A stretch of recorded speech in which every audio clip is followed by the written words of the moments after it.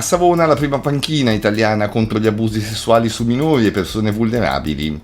Indubbiamente un grande pregio per la città di Savona, che ha visto nascere 13 anni fa nel piccolo capoluogo ligure quella che oggi è la più grande ed attiva organizzazione italiana a livello internazionale in tutela delle vittime di violenza sessuale da parte delle confessioni religiose. Associazione che nei decenni ha contribuito a dare vita a importanti realtà, promotrici anch'esse dell'iniziativa come ECA Global Justice Project, il coordinamento Italy Church 2, fondato nel 2022 e promotore anch'esso dell'iniziativa che raccoglie varie realtà sul territorio italiano. Un tema importante è quello veicolato dalla panchina viola, come quello della violenza sulle donne, contro il bullismo e via dicendo. Temi che purtroppo la stessa cronaca documenta siano nei fatti poco sentiti, tanto da produrre ancora oggi troppe vittime anziché tanta prevenzione. Spesso dimentichiamo che gli occhi e gli orecchi della giustizia sono anche quelli della coscienza civile dei cittadini. Un dato purtroppo indiscutibile e significativo come il fatto che quella di Savona sia la prima iniziativa in Italia sul tema. Questo probabilmente perché i bambini non si lamentano fino a quando non diventano adulti e comprendono quanto le persone vulnerabili, e quindi forse nessuno aveva mai pensato a dare voce anche a quei bambini e a quelle persone vulnerabili. Siamo quindi lieti di annunciare l'inaugurazione della panchina italiana sabato 24 ore 16 in piazza Giulio II, dove insieme al presidente della Rete Labuso Francesco Zanardi, il consigliere comunale Aureliano Pastorelli e le varie istituzioni che interverranno daranno vita al primo impianto di questa bella iniziativa che parte dalla Liguria e che vede già le adesioni dei comuni di Spotorno e di Quigliano.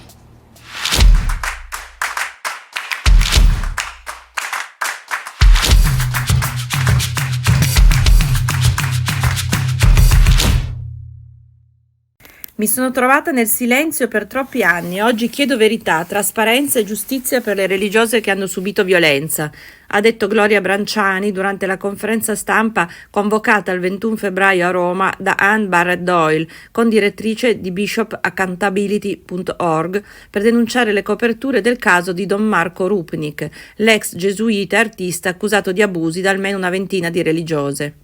Le parole di Branciani sono risuonate particolarmente gravi a 5 anni dal summit in Vaticano voluto da Papa Francesco proprio per dire basta agli abusi clericali, agli insabbiamenti da parte dei vescovi. Quell'incontro solenne sulla protezione dei minori che si era tenuto dal 21 al 24 febbraio 2019 ed era stato definito uno storico spartiacque sulla difesa dei bambini e delle persone vulnerabili nella Chiesa, secondo Barrett Doyle, che dal 2003 con bishopaccountability.org si batte contro gli abusi nella Chiesa cattolica, si è dimostrato nei fatti un clamoroso fallimento. Abbiamo deciso di parlare per opporci al muro di gomma che le autorità ecclesiastiche hanno alzato in tutti questi anni, ha spiegato Miriam Kovac, che negli anni 90 era la segretaria della superiore della comunità Loyola Ivanka Osta e che 2 anni fa ha scritto una lettera aperta alle autorità ecclesiastiche per sostenere la richiesta di giustizia di Gloria Branciani. Non posso accettare che dagli ambienti vicino a Rupnik veniamo definite donnicciole infatuate di lui. Il nostro non è desiderio di rivalsa, ma necessità di un riconoscimento pubblico per il male che abbiamo sofferto, ha aggiunto Branciani, rievocando gli abusi subiti. Rupnik è entrato nella mia psiche, ha fatto pressione sulla mia personalità e sulle mie emozioni, nel tentativo di cambiare nel profondo la mia identità, incluso il mio progetto vocazionale. Ogni mio dubbio veniva considerato come una parte fragile che doveva essere integrata, una deviazione dal carisma. Se non accondiscendevo le sue richieste sessuali, diceva che era causa di un mio impoverimento spirituale. Mi manipolava continuamente per farmi diventare obbediente, mansueta, infantile. In una parola, a sua disposizione. Il caso di Rupnik ricorda quello dell'ex cardinale Theodore McCarrick, ha affermato Barrett Doyle. Le autorità ecclesiastiche erano a conoscenza dei suoi crimini almeno dagli anni 90, ma non sono intervenute, anzi lo hanno protetto, ignorando la sofferenza delle vittime. Non stiamo parlando di un atteggiamento complessivamente brillante, quello del Papa, con qualche incoerenza qua e là, ma di un modello continuo di sostegno a molestatori note e con accuse credibili. Non è che il Papa sia bloccato dai membri della Curia nell'applicare le norme sulla protezione delle vittime o che a volte sia debole di cuore, ha poi aggiunto Barrett Doyle. Credo che sia contrario alla riforma. Ecco perché i cambiamenti da lui attuati dopo il vertice si sono rivelati del tutto inadeguati e non hanno avuto alcun impatto percepibile.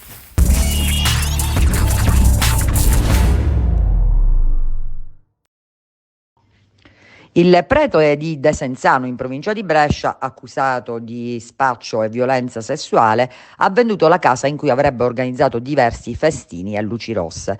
A segnalare il sacerdote è stato un 31enne che vive a Desenzano. Ha raccontato di essere stato minacciato e di aver ricevuto il pagamento di alcune prestazioni sessuali.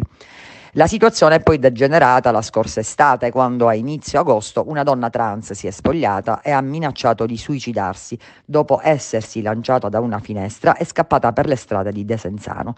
Stando al racconto di alcune persone che erano presenti in casa, l'uomo di 65 anni avrebbe provato una specie di esorcismo, avrebbe anche detto esci da questo corpo.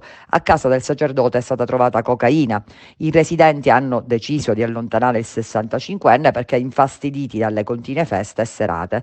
Durante la perquisizione degli agenti del commissariato di Desenzano è stata trovata cocaina. Per questo motivo nei suoi confronti è scattata anche una denuncia per detenzione ai fini di spaccio, mentre per questa accusa ha parlato di debolezze, per quella di violenza sessuale minaccia nega qualsiasi coinvolgimento.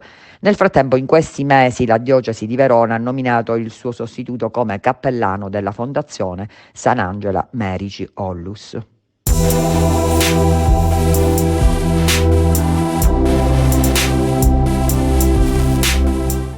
La pedofilia è l'annullamento della realtà umana del bambino. Avendo parlato negli anni con centinaia di vittime e raccolto le loro testimonianze, mi sento di dire che questa definizione della pedofilia, elaborata dallo psichiatra e psicoterapeuta Massimo Fagioli, sia quella più precisa in assoluto. L'effetto immediato della violenza sullo sviluppo psicofisico della vittima è devastante. È come se fosse un omicidio psichico che aggredisce e distrugge la vitalità e impedisce di realizzare la propria identità sessuale, cioè una dimensione interiore specifica dell'essere umano. È bene evidenziare che la vittima non è mai scelta a caso dal pedofilo. Si tratta spesso di bambini soli, isolati, ignorati dai genitori oppure senza genitori. Prima della violenza fisica c'è quella psichica, che consiste nel sostituirsi alle figure adulte di riferimento della vittima, nel carpire la sua fiducia. Il pedofilo è una persona che pianifica lucidamente la violenza, agendo in un contesto che gli consenta di farla franca e dopo aver scelto con cura il suo bersaglio. Ecco cosa mi ha raccontato una volta l'avvocato Luciano Santoianni del Foro di Napoli, legale con lunga esperienza in questo campo. Il pedofilo circuisce la vittima giocando sull'ambiguità e inducendolo alla confusione. Quando c'è un rapporto di fiducia o affettivo, l'abuso è compiuto in maniera subdola, rasentando la linea di demarcazione che ci può essere con un rapporto amicale. La sua è una condotta violenta, ma è raramente esercitata con violenza. Un altro aspetto che emerge dalle testimonianze delle vittime e che ricorre in molti casi di violenza è commentato dallo psichiatra Andrea Masini. C'è una grande ambiguità che però è tutta all'interno del pensiero religioso e che consiste nel farsi chiamare padre da parte degli educatori, cioè dei sacerdoti.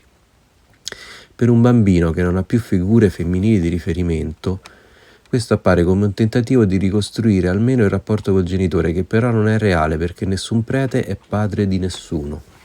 È questa ambiguità calcolata che apre la strada alla violenza pedofila.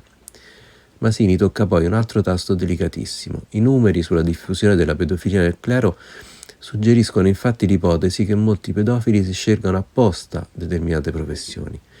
Non c'è dubbio, dice Masini, che l'organizzazione della Chiesa risponda a certi requisiti.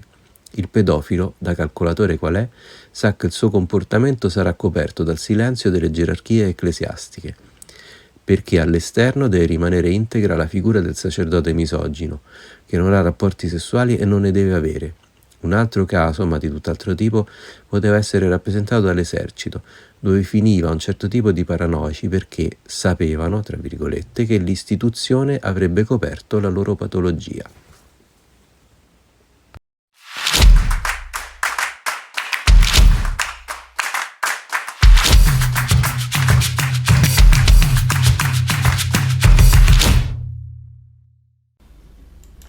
per questa edizione è tutto, grazie per averci seguito. L'appuntamento è per sabato prossimo alle 12, avete l'Abuso News. Vi auguriamo un buon weekend.